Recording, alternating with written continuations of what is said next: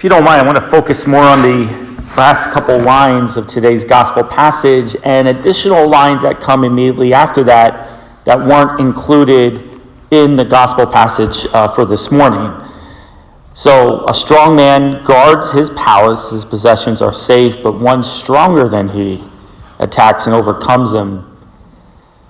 And then what immediately follows after this is this idea that when a demon is expelled, the house is clean.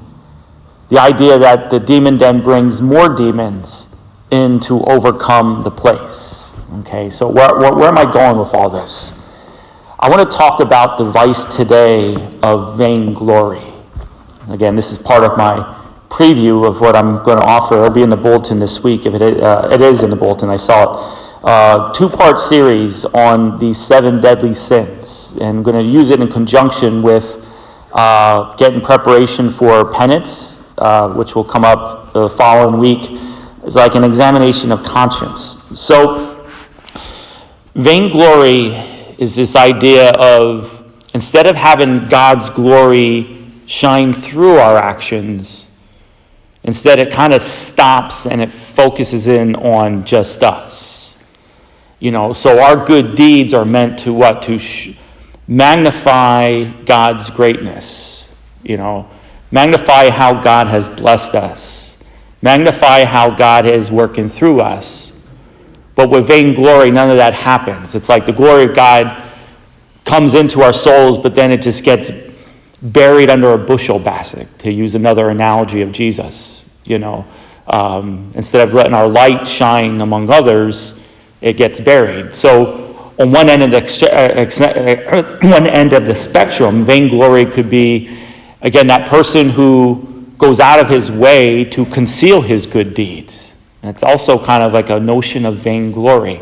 He doesn't want to be noticed, but it's kind of defeating the purpose of God's glory. But then there's the other end of the spectrum, where one is seeking praise and one is seeking the attention and thoughts of others. Again, the focus becomes really on oneself. And again, I include this today to the gospel passage because vainglory is the one vice where the more you overcome it, the stronger it gets. That's why I'm bringing this up today.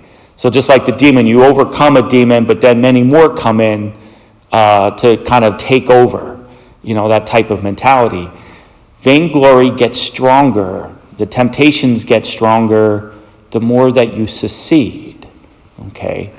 So I give an example. Let's say during the season of Lent, you're giving up cupcakes. All right, you can't stop eating cupcakes. You love them so much. Okay, but so far, as we approach the halfway through Lent, you have done well in giving up those cupcakes. But what starts to happen? In the praise, you say more along the lines, instead of God's grace and God helping you, it's, I have overcome my temptation of cupcakes. I am doing well. I am a good and holy person. Right there is the first step into falling into eating those cupcakes. Okay? Why? Because you're relying on your own strength and you're glorifying your own power. Okay? And in the glory of that own power, you're going to find out very soon really just how strong one really is not. Okay? Everything is aided by grace. And so for every great step that we move, every succeed, every time we continue with our Lenten promises, when things are going well, we have to know that it's the power of God working within us. He is the one power in which the demons cannot overthrow.